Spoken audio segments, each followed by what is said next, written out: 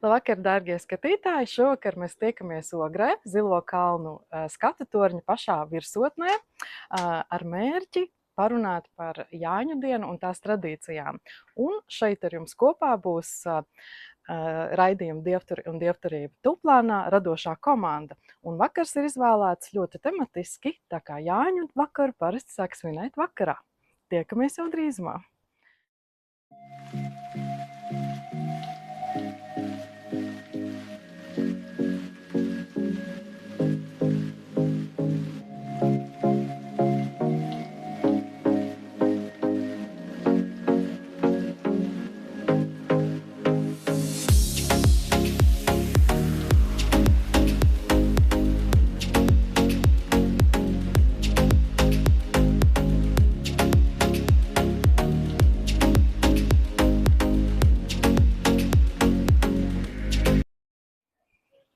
Labvakar! Šovakar raidījums Dievturi un dievturība Tuplānā ir aicinājusi uz sarunu Ivo Rubīnu, kurš ir Rīgas pērkonsaimes savietis un arī tradīciju kopējs. Un es būšu ar jums šovakar raidījuma vadītāja Natālija Burišina. Jā, labvakar! Jā, Ivo, kā tu jau saproti, esmu aicinājusi tevi, lai parunātu par Jāņu dienu un tās tradīcijām. Un varbūt sāksim ar tādu varētu šķist triviālu jautājumu, bet kāpēc Jāņi latviešu gadskārtu ritējumā ieņem tik īpašu vietu salīdzinājumā, piemēram, ar citiem svētkiem? Ar ko vasaras saulgrieži atšķiras no citām gadskārtu svinamajām dienām? Nu, manuprāt, pirms sākt runāt par Jāņiem, jāsaprot vispār, kāpēc mēs svinam gadskārtu svētkus un kāda vispār ir svētku nozīme. Tā, protams, tie tulkojumi var būt dažādi, bet tā mana sajūta ir, kad svētki ir tas laiks, kad mēs no tām ikdienas rūpēm tā kā mazliet atejam nost. Un, ja mēs to gadskārtu iztēlojamies, kā viņi bieži vien arī tiek zīmēta aplī, jeb ratā, ja, tad svētki ir tas brīdis, kad mēs to kustību pa to ikdienas aplī, mēs viņu tā kā apstājamies un pavēršamies atkal pret to centru, ja, pret kuru tas aplis tā kā virzās, jeb rotē. Un tā būtība ir, ka mēs atejam no šīm ikdienas rūpēm, un manā skatījumā, kad tas laiks, kad mēs vairāk varam padomāt par to, kāpēc mēs vispār to visu ikdienā daram, par jēgu, gan padomāt, kā mums līdz šim ir veicies, gan arī bieži vien arī nospraužam kaut kādas nākotnes plānus. Tā būtībā ir izkāpšana no tādas ikdienas steigas un problēmām. Ja par Jāņiem runā, tad noteikti viņi ir skatāmi tā kā kopsakarā ar pārējiem gadskārtu svētkiem, un visi gadskārtu svētki ir saistīti ar saules ritējumu. Un tas, kas Jāņos ir īpašs, visiem zināms, ka saules šajā laikā ir visvairāk, un attiecīgi ar to arī viņi ir īpaši. Un tas izceļ ne tikai to, ka arī dabā ir, tā teikt, ir tādā brīdī vislielākais plaukums, ja, kad ir gaisma klātesoša, bet tad simboliski var skatīties, ka tas arī ir tāda dziļāka tā nozīme, kad gaisma tas ir arī vērtības garīgās, ja, un tad, kad viņas sabiedrībā ir, tad arī bieži vien tā materiālā dzīve labāk kārtojās. Tātad, principā, tu teiktu tā, ka viens no tiem galvenajiem vadmotīviem ir saule, saules gaisma, kuras daudzums tātad mūs ietekmē, ja? Un vai tas būtu tas galvenais motīvs, kāpēc Jāņi ir kļuvuši tik ļoti iemīļoti tautā, un kāpēc latvieši svin Jāņus varbūt pat visvairāk? Līdzteku Ziemassvētkiem, ja? Bet Jāņi kaut kā tradicionāli ir tādi tuvāki un plašāk svinēti. Es domāju, ka jā, tā patiesībā arī tā tīri praktiski, ja, tad Jāņi ir tas laiks, kad ir silts, kad ir patīkami, kad viss zied, ja, tad nav nekāds brīnums, ka tas ir laiks, kurā cilvēkiem vislabprātāk patīk gan atpūsties, gan svinēt, ja, gan arī varbūt domāt par kaut kādām dziļākām lietām.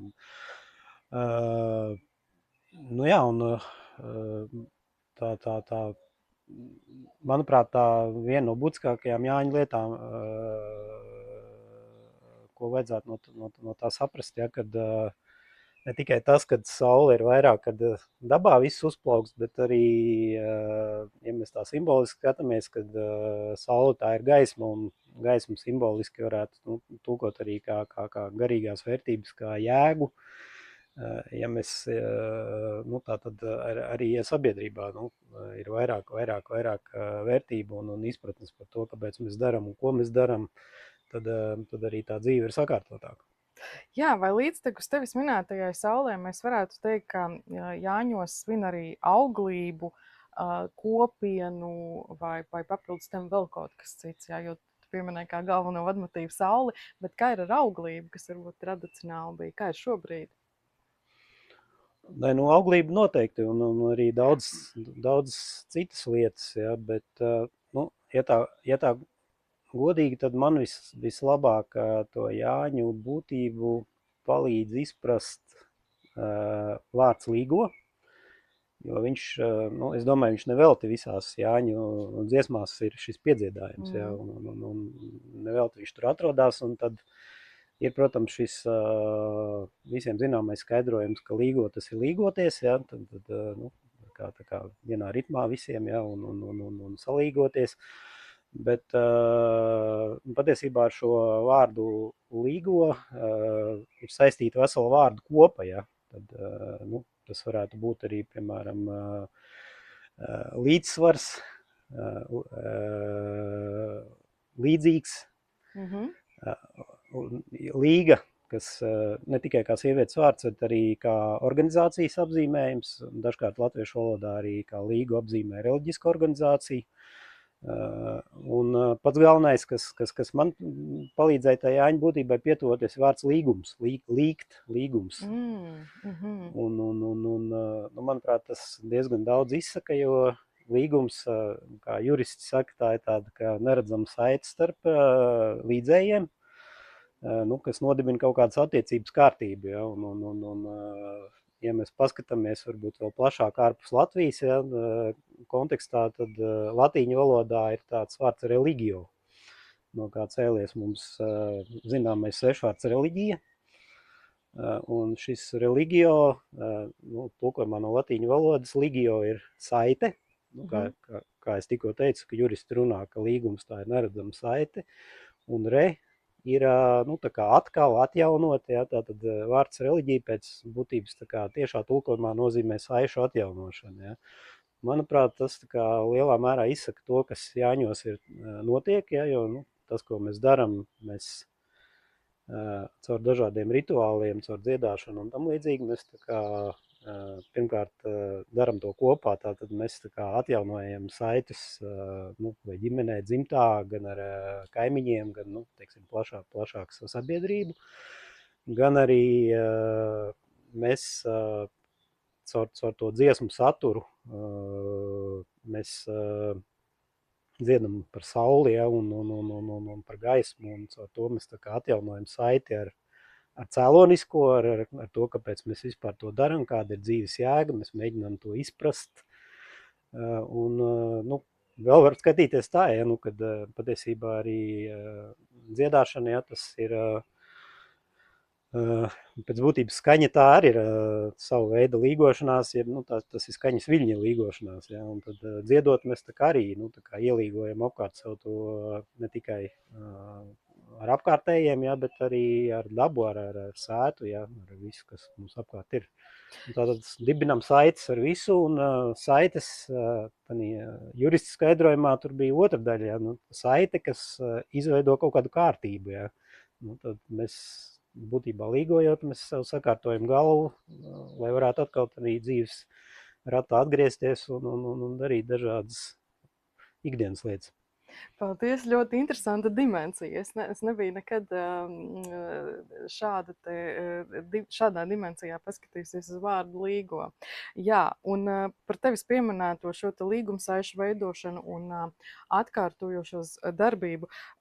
Jā, tātad, kāpēc dziedāšana tradicionāli tika uzskatīta ne tikai par izklaidi, bet arī par rituālu darbību? Vai tas varētu būt arī paplašinājums tam, ko tu minēji par šo te atkārtojošos darbību? Kā ir ar to ritualizēšanu caur dziesmu? Nu, noteikti, jā. Nu, pirmkārt, jau, kā es teicu, mēs to darām par Jāņos it sevišķi. Ja. Protams, mēs varam dziedāt arī vienatnē, ja, bet nu, parasti mēs to darām kopā un Jāņos it sevišķi. Un, nu, tā ir tāda, tā teikt, saskaņošanās, balsu saskaņošana, tātad, kā es teicu, saišu nodibināšana ar sev tuviem apkārtējiem cilvēkiem.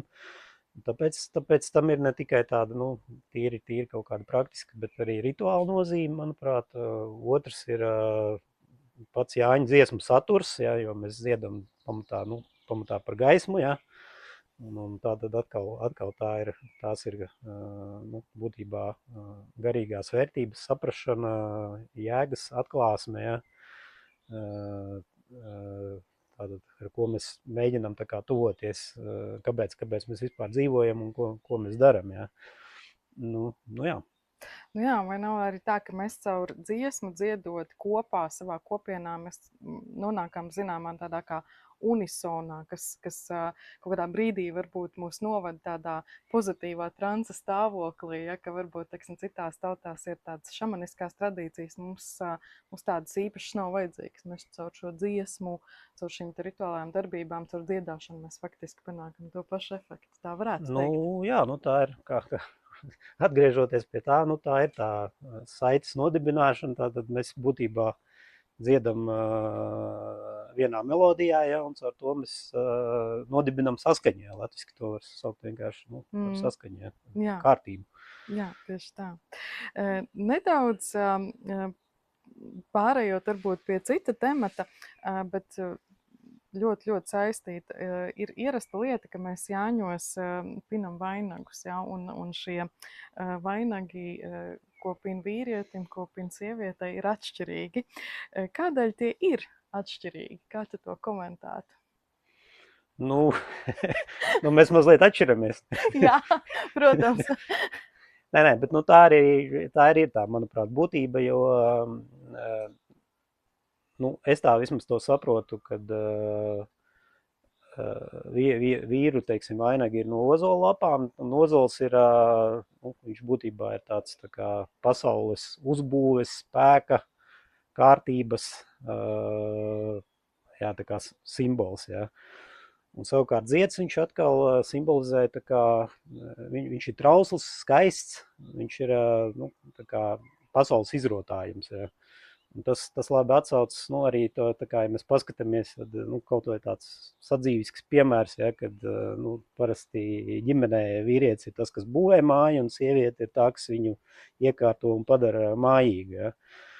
Un tas var būt tāds piezemētāks līmenis, bet uz to pašu var skatīties arī tādā, manuprāt, daudz augstākā līmenī, nu, piemēram, dievturībā vai latviešu dievestībā ir divas galvenās garīgās, manuprāt, debesu dievības ir pērkons un laima. Ja mēs skatāmies, tad kādas ir pērkona tie uzdevumi, tad viņš arī ir tas, kas kaļ pasauli, laiku, zvaigznes, kurš nosaka likumus stingri, ja.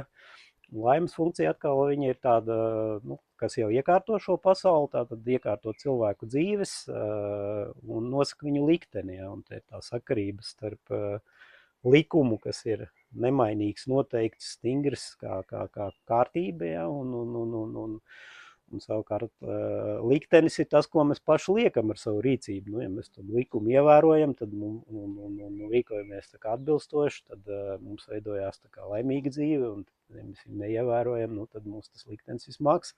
Bet tas ir tā daļa, kur mēs paši izlemjam un mainam, ja, kā mēs rīkojamies. Likumu mēs nevaram mainīt, bet mēs varam mainīt savu rīcību.